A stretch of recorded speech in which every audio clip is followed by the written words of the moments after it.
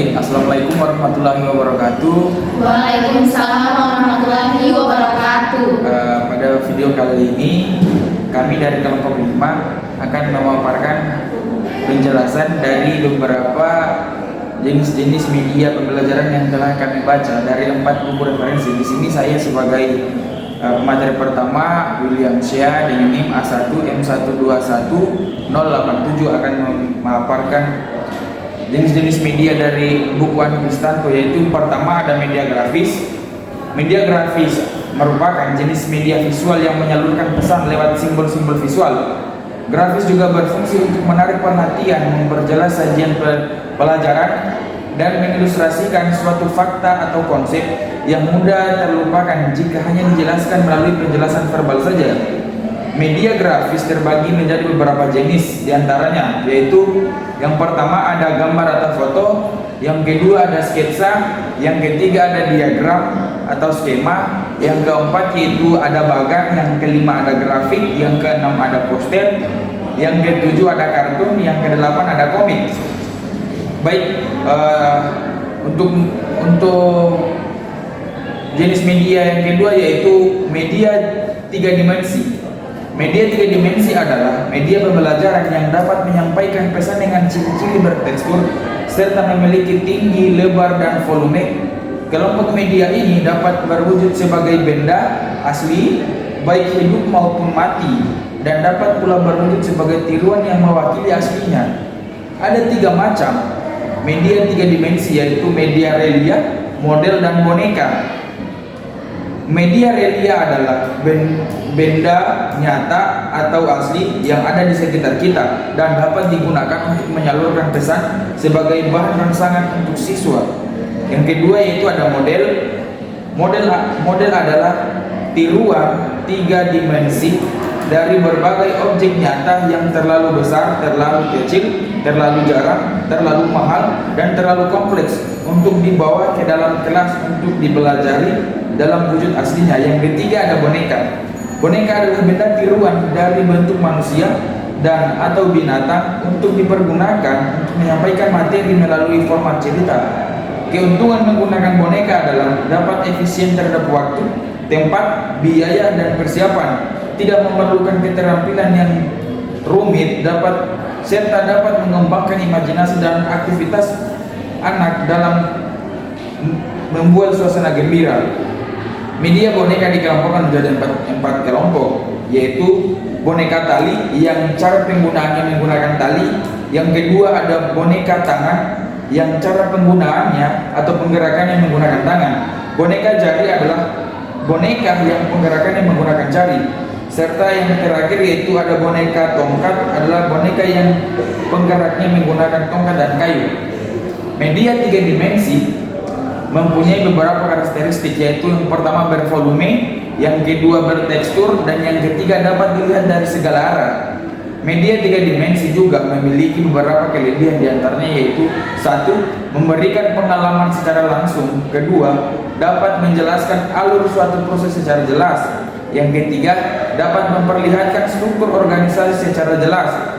Dan yang keempat, konkret dan menghindari verbalisme. Serta yang terakhir yaitu yang kelima, dapat menunjukkan objek secara utuh, baik konsentrasi maupun cara kerjasamanya dan sebagainya. Akan tetapi pada media 3 dimensi ini juga memiliki beberapa kelemahan, yaitu yang pertama, tidak bisa menayangkan sasaran dalam jumlah yang besar. Yang kedua, penyampaiannya memerlukan ruang yang besar dan perawatannya rumit. Yang ketiga, membutuhkan waktu yang lama dalam pembuatannya.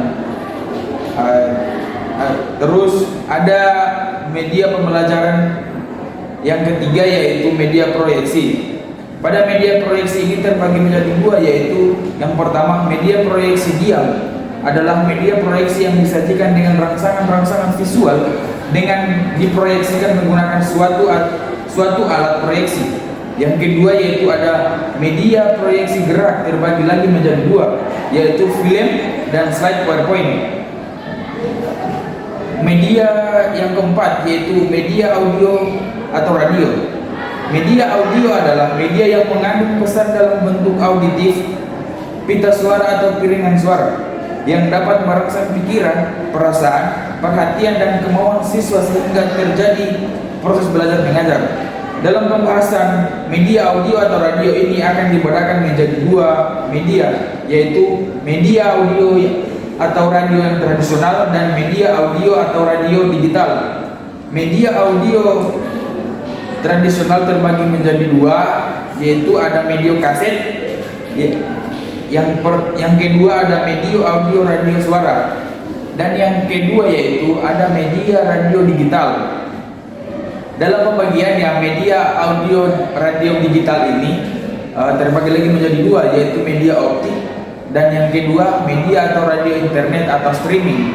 Yang ketiga yaitu karakteristik dari media audio atau radio. Beberapa karakteristik dari media audio menurut Sudaryana dan Rifai 2010 diantaranya adalah pemusatan perhatian dan mempertahankan pemusatan perhatian. Yang kedua, mengikut pergerakan.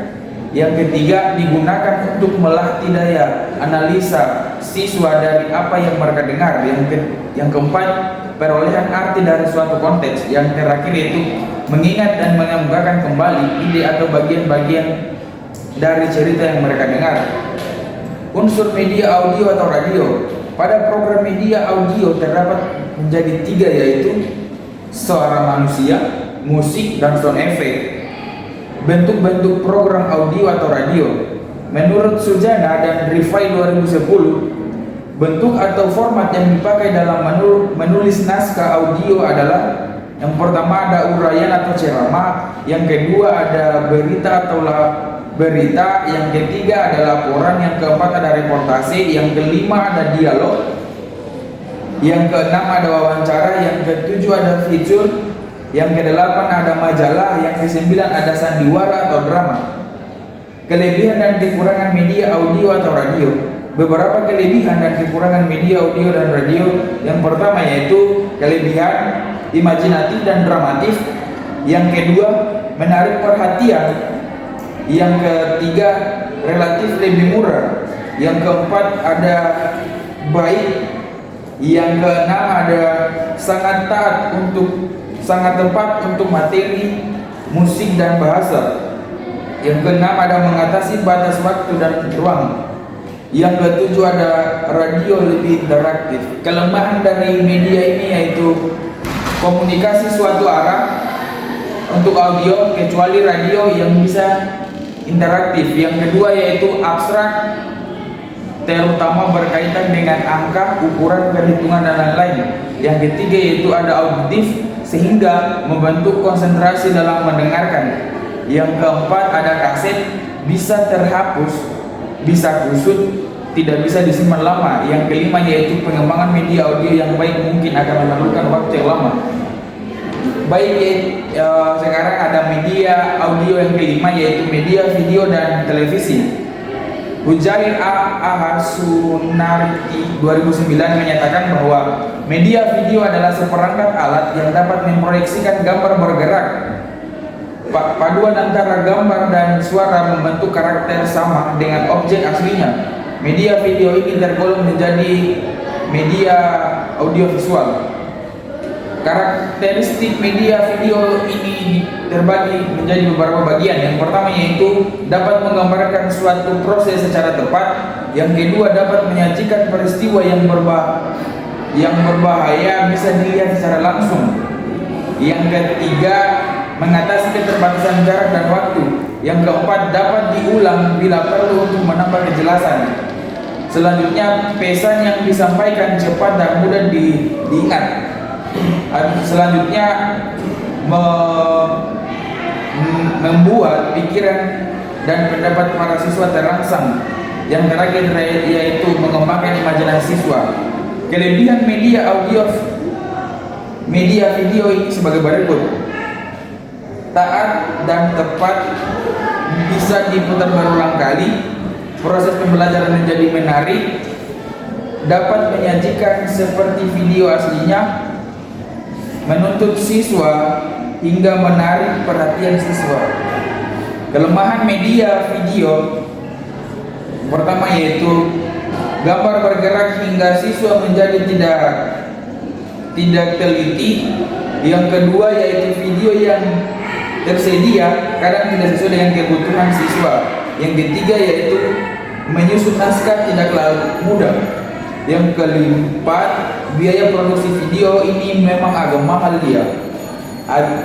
Terus ada kelemahan terakhir yaitu layar monitor terlalu kecil.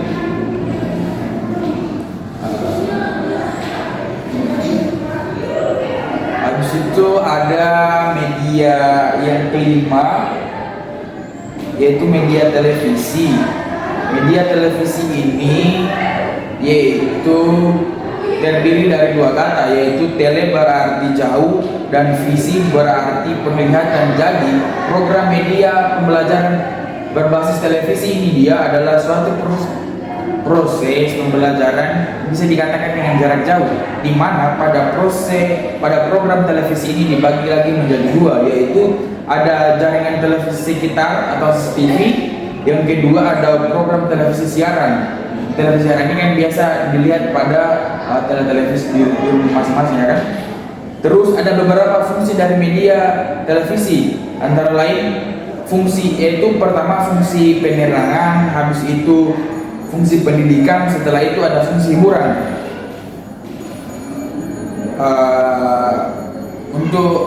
Setelah itu ada media komputer multimedia.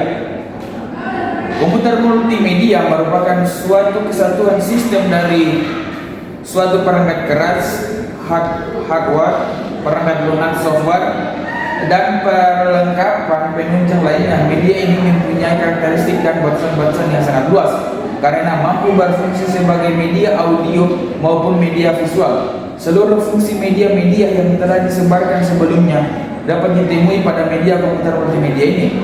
Yang pertama yaitu ada karakteristik dari komputer multimedia. Yang pertama berorientasi pada tujuan pembelajaran, yang kedua berorientasi pada pembelajaran individu, yang ketiga berorientasi pada pembelajaran mandiri, yang keempat ada berorientasi pada pembelajaran tuntas. Terus ada model komputer multimedia. Menurut Susilana 2008 terdapat 4 model komputer multimedia.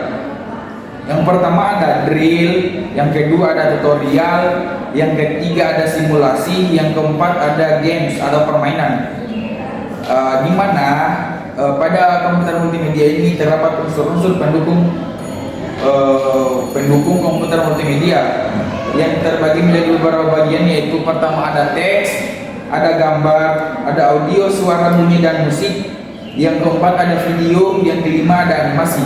Kelebihan komputer multimedia ini sebagai media sebagai berikut.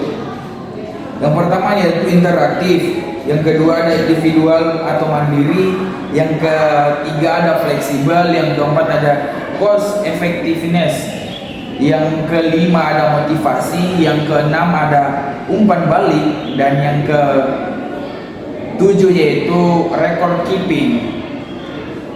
Kelemahan komputer multimedia ini sebagai media pembelajaran dipaparkan sebagai berikut.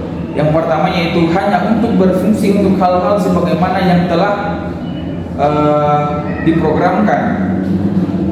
Yang kedua yaitu memerlukan peralatan komputer multimedia. Yang ketiga perlu persyaratan minimal prosesor, memori, kartu grafis, dan monitor.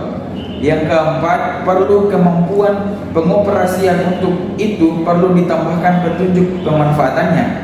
Yang kelima yaitu pengembalian memerlukan adanya tim atau proses atau yang disebut dengan profesional. Yang keenam yaitu ada pengembangan memerlukan waktu yang cukup lama, dan kendala terakhir yaitu tidak punya sentuhan manusiawi.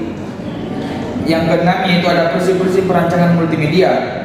Di sini terbagi lagi menjadi beberapa bagian. Yang pertamanya itu belajar harus menyenangkan, interaktif, kesempatan berlatih harus memotivasi dan colok.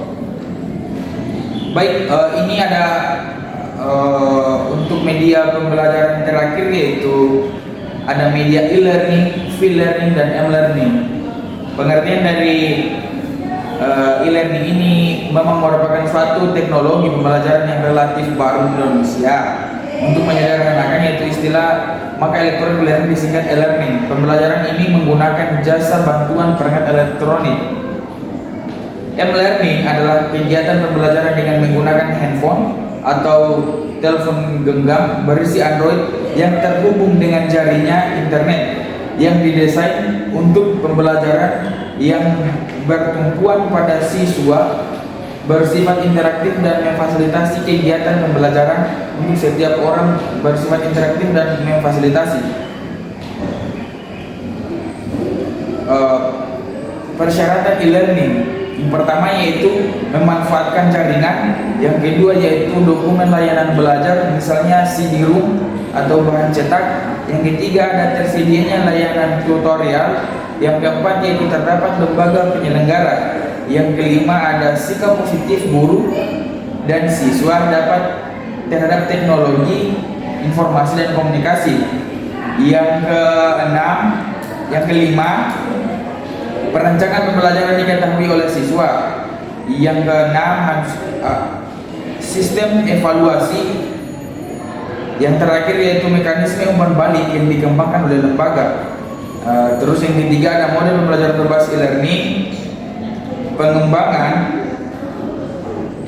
pembelajaran berbasis e-learning ini perlu dirancang secara cermat sesuai tujuan yang diinginkan.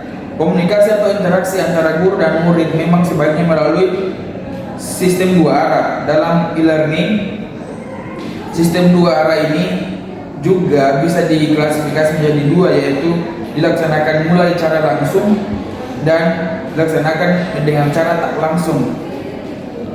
Tipe-tipe dari e-learning ini yang pertama yaitu e-learning with physical presence and without a communication. Yang kedua ada e-learning without presence and without a communication.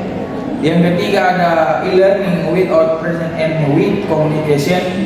Yang keempat ada e-learning with virtual presence and with a communication. Yang kelima ada e-learning with official presence of with a communication. Yang keenam yaitu ada e-learning with presence and with a communication. Kelebihan dari e-learning yang pertamanya yaitu sesaat dan untuk individual. Yang kedua, yang berikutnya itu ada efisien. Yang ketiga ada aktual atau terkini. Yang keempat ada cepat. Yang kelima ada selalu ada kelanjutan. Yang keenam ada selalu konsisten. Yang ketujuh adanya interaktif dan kolaboratif. Dan yang terakhir yaitu mudah dioperasikan. Kelemahan dari e-learning ini yang pertama yaitu sangat tergantung pada teknologi. Yang kedua terkadang tidak sesuai dengan sistem atau materi yang ada. Yang ketiga yaitu tidak mencolok untuk beberapa jauh pelatihan dan karakteristik siswa. Yang keempat sering terjadi gangguan interaksi. Yang kelima ada masih tergantung pada kurangnya dukungan SDM. Itulah hasil pemaparan saya dari buku Andi Kristanto. Selanjutnya saya persilakan kepada materi kedua. Perkenalkan, nama saya Wafa dengan NIM A1M1211131. Di sini saya menjelaskan tentang jenis materi media pembelajaran dari buku Gunawan. Yang pertama, media audio. Media yang hanya memanipulasi kemampuan mengeluarkan suara saja. Yang kedua, media cetak. Media yang hanya mampu menampilkan informasi berupa huruf-huruf dan simbol-simbol verbal tertentu saja. Dan yang ketiga, media visual. Media yang hanya mengandalkan indera penglihatan seperti film, slide, bisu, foto-foto, gambar, grafik, peta, bagan, dan peta. Dan yang terakhir, media audio adalah jenis media yang selain mengandung unsur suara juga mengandung unsur gambar. Dapat dilihat seperti misalnya rekaman video, berbagai ukuran film, slide suara dan lain sebagainya. Selanjutnya saya persilakan kepada pemateri ketiga. Perkenalkan, nama saya Indrawati dengan NIM A1M1211102. Di sini saya akan menjelaskan jenis-jenis media pembelajaran dari buku Rohdatul Jannah. Jenis yang pertama, media pembelajaran menurut bentuk bendanya. Media pembelajaran menurut bentuk bendanya dapat diklasifikasikan menjadi dua bagian, tiga dimensi. Yang media dua dimensi yaitu media yang berbentuk bidang datar, hanya memiliki ukuran panjang dan lebar saja. Sedangkan media tiga dimensi adalah media yang berbentuk isi atau volume, memiliki ukuran panjang, lebar, dan tinggi, atau media yang berbentuk model. Jenis yang kedua, media pembelajaran menurut perangkatnya. Jika media pembelajaran diklasifikasikan menurut perangkatnya, dapat dibedakan menjadi perangkat keras atau hardware dan perangkat lunak atau software. Software atau perangkat lunak adalah isi pesan yang disimpan pada material.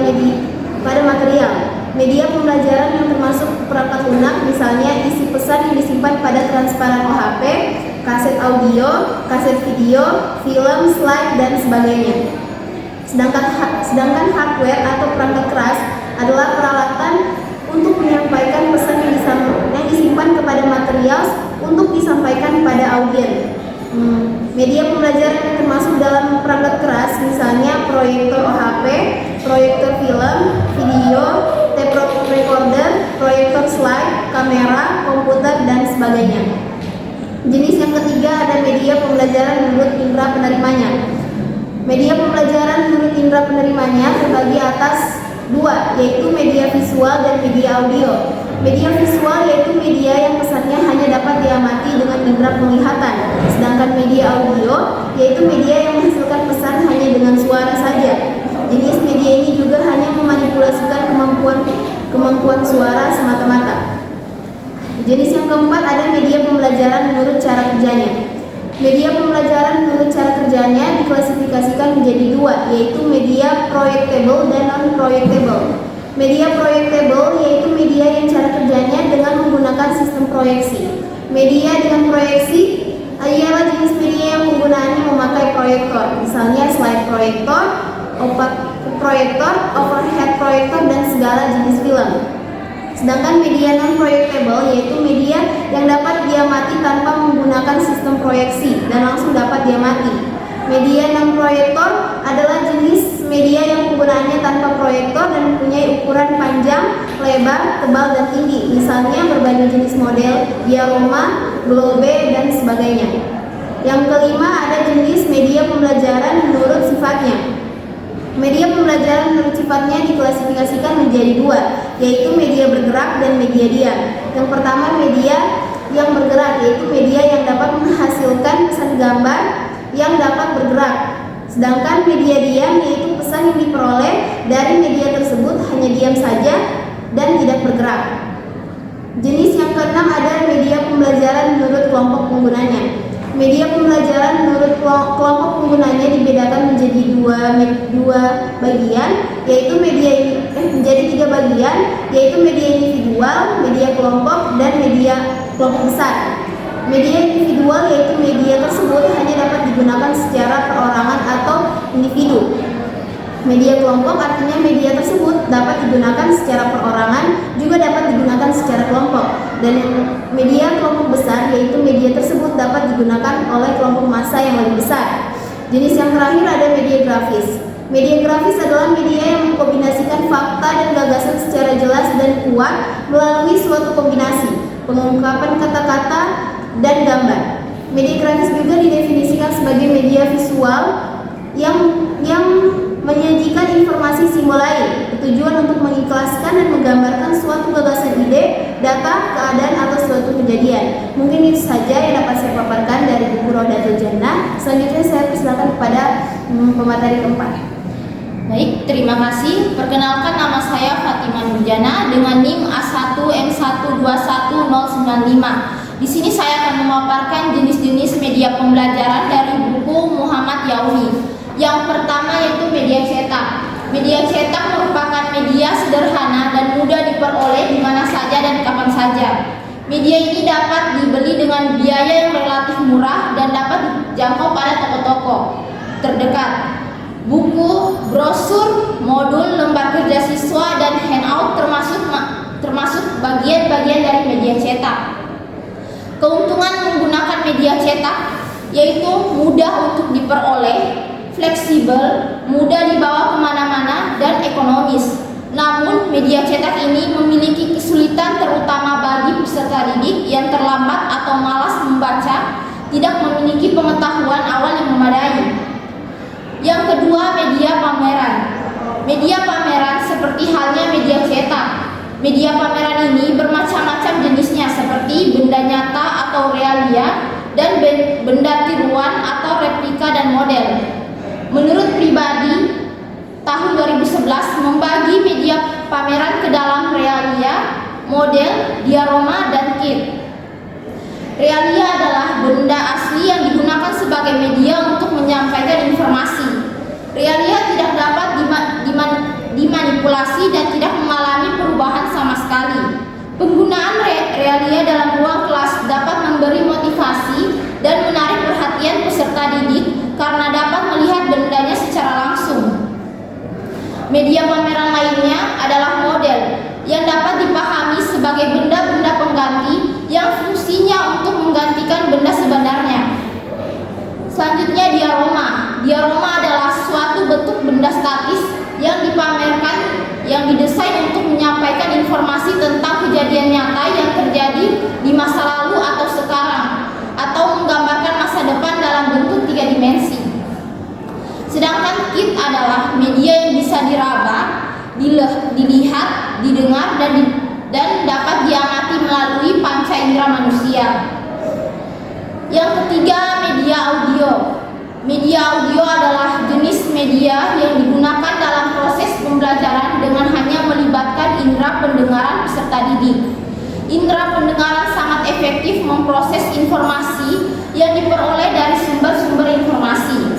Secara umum, media audio memiliki keunggulan. Yang pertama, relatif murah, mudah untuk diperoleh dan digunakan, fleksibel untuk digunakan baik secara kelompok maupun bagi individu itu sendiri. Yang terakhir, bentuknya mudah dibawa kemana-mana. Berbeda dengan media grafis, media audio berkaitan dengan indera pendengaran. Pesan yang ingin disampaikan dituangkan ke dalam lambang-lambang auditif, baik verbal ke dalam kata-kata lisan maupun non-verbal. Ada beberapa jenis media yang dapat dikelompokkan dalam media audio, antara lain radio, alat perekam pita magnetik, piringan hitam, dan laboratorium bahasa. Dalam perkembangannya, media audio berubah sesuai dengan kemajuan teknologi. Sekarang kita mengenal audio tape, compact disc atau CD, MP3 dan MP4. Radio sebagai media komunikasi yang mengandalkan indera pendengaran masih tetap eksis dan sangat berterima, terutama dalam menyiarkan program pembinaan bahasa asing, siaran olahraga seperti sepak bola, lagu-lagu nostalgia, dan lagu-lagu baru. Selain itu, beberapa acara yang sangat disenangi adalah serial sandiwara, program belajar membaca Al-Quran, siaran keagamaan, dan lain sebagainya. Sayangnya,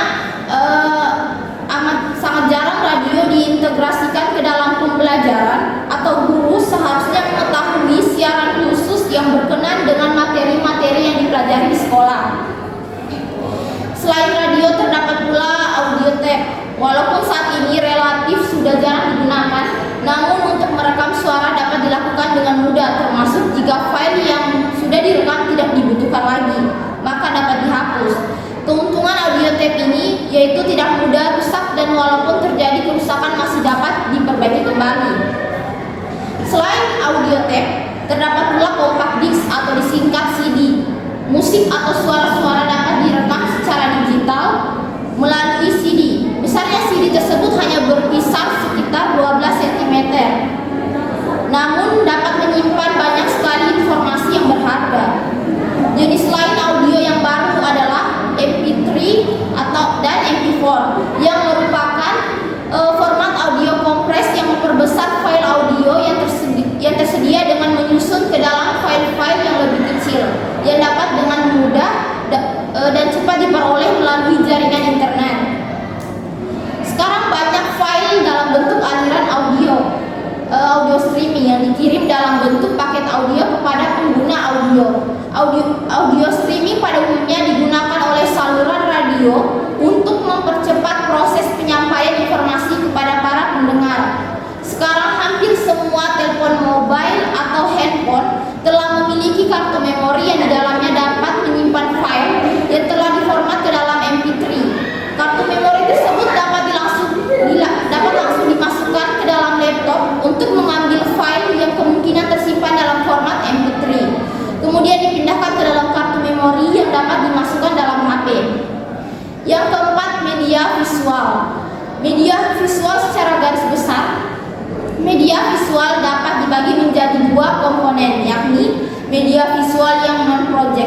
dan projected. Media visual dan projected yang pertama itu foto. Foto merupakan representasi orang, tempat, dan benda. Foto biasa digunakan dalam pembelajaran adalah foto itu sendiri, kartu pos, ilustrasi dari buku, katalog, dan berbagai ilustrasi yang berukuran besar. Yang kedua, gambar. Gambar dapat berupa sketsa dan diagram. Sketsa adalah draft kasar yang melukiskan bagian-bagian pokok dari suatu benda, orang, atau tempat tanpa menguraikan secara detail. Sedangkan penggunaan diagram dimaksudkan untuk memperlihatkan hubungan atau untuk mengekspresikan proses seperti bagaimana sesuatu benda itu dibangun atau dikonstruksi. Yang ketiga, bagan. Seperti halnya media grafik lain, bagan merupakan representasi visual dari hubungan suatu benda yang abstrak seperti kronologi kejadian, kuantitas, dan hierarki. Yang keempat, grafik. Grafik adalah gambar sederhana yang menggunakan titik-titik, garis, atau gambar yang berfungsi untuk menggambarkan data kuantitatif secara teliti, menerangkan perkembangan atau perbandingan sesuatu objek atau peristiwa yang saling berhubungan secara singkat dan jelas. Manfaat grafik sendiri yaitu mempelajari dan mengingat data kuantitatif dan hubungan-hubungannya. Yang kedua, grafik dengan cepat memungkinkan kita mengadakan analisis, interpretasi, dan perbandingan antara data-data yang disajikan, baik dalam hal ukuran, jumlah, pertumbuhan, dan arah. Yang ketiga, penyajian data grafik jelas, cepat, menarik, ringkas, dan logis. Yang kelima, poster. Poster menggabungkan kombinasi visual gambar, baris, warna, dan kata. Kombinasi visual ini dimaksudkan untuk menangkap dan menarik perhatian orang paling tidak dalam jarak yang sedikit jauh untuk berkomunikasi melalui perasaan. Poster dapat dibuat di atas kertas, kain, batang kayu, dan semacamnya. Poster menjadi sangat efektif ketika diterapkan untuk tujuan pembelajaran. Misalnya, poster dilarang merokok, dilarang membuang sampah di sembarang tempat, dilarang berparkir, dan berbagai larangan lain. Yang keenam, kartun. Kartun sebagai salah satu bentuk komunikasi grafis adalah suatu gambar interaktif yang menggunakan simbol-simbol untuk menyampaikan suatu pesan secara cepat dan ringkas atau sesuatu sikap terhadap orang, situasi, atau kejadian-kejadian tertentu. Media visual projected.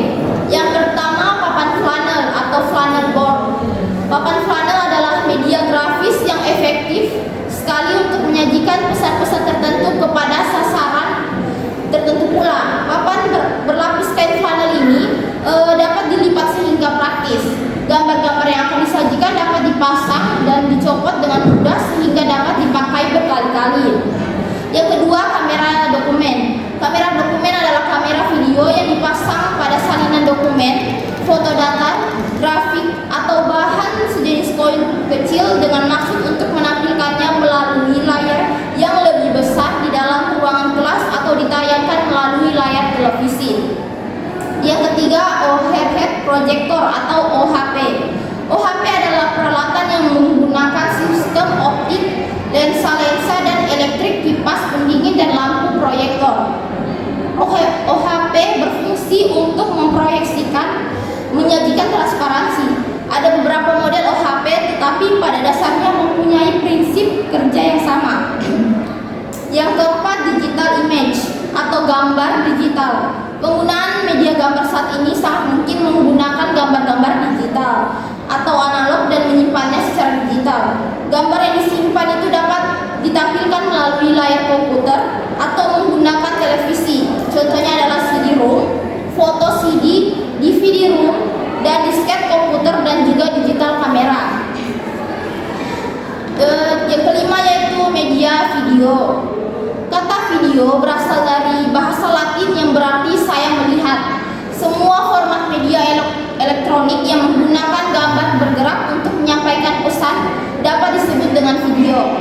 Video adalah gambar yang bergerak dan yang direkam pada tape atau CD yang setiap bentuknya berbeda ukurannya, bentuknya, kecepatannya, metode perekaman, dan mekanisme kerjanya. Format video yang sangat umum digunakan adalah video tape, DVD, video disk, dan internet video. Dan yang keenam, multimedia. Multimedia adalah penggabungan penggunaan teks, gambar, animasi, foto, video, dan suara untuk menyajikan informasi.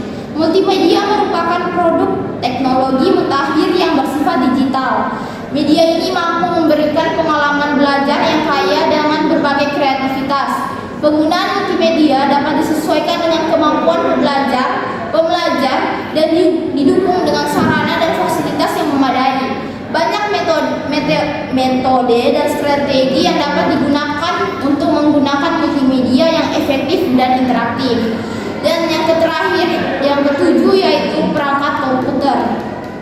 Komputer berkembang tidak lagi berfungsi hanya sebagai sarana komputasi, melainkan telah menjadi sarana untuk berkomunikasi. Penggunaan komputer telah membentuk jaringan yang mendunia. Sebagai pengguna jaringan komputer, kita dapat berkomunikasi dengan jaringan komputer yang ada di seluruh dunia.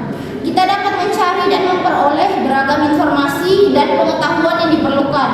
Berbagai situs internet yang dapat dipergunakan untuk mencari buku, makalah, artikel, jurnal, dan berbagai hasil penelitian mutakhir dapat diakses di mana-mana. Begitu pula dengan video online seperti YouTube, audio online seperti audio streaming dapat diperoleh secara gratis, termasuk perangkat lunak yang dapat digunakan untuk belajar mandiri dengan mudah, dapat diunduh dari berbagai alamat situs online. Pendek kata, dunia begitu dekat dengan kita hanya dengan membuat jaringan komputer baik dengan jaringan internet, jaringan keluar dengan komputer lain di dunia, maupun internet, jaringan dalam wilayah yang terbatas seperti dalam ruangan atau gedung tertentu. Itu saja yang bisa saya paparkan mengenai jenis-jenis pembelajaran dari buku Muhammad Yaumi. Terima kasih. Baik, itulah hasil pemaparan atau penjelasan kami dari hasil bacaan kami dari 4 buku yang menjadi referensi kami dari kelompok 5. Akhir kata, apabila ada salah kata, mohon maaf. Assalamualaikum warahmatullahi wabarakatuh.